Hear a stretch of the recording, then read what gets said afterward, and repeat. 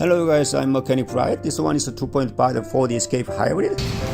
Once your 2.5 hybrid car doesn't start, maybe the battery too much drained and dead, need to boost the start. Open the door and then use a hood release latch.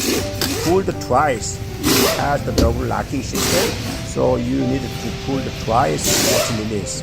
And then this here, pull the proper rod and attach to the hood. And then you can see that inside the engine room, driver's side chassis wheelhouse area, so ground point is here. And then whatever you want, booster cable booster, just a black negative clamp attached here. And then down here, lead cover the positive terminal. It connected auxiliary battery.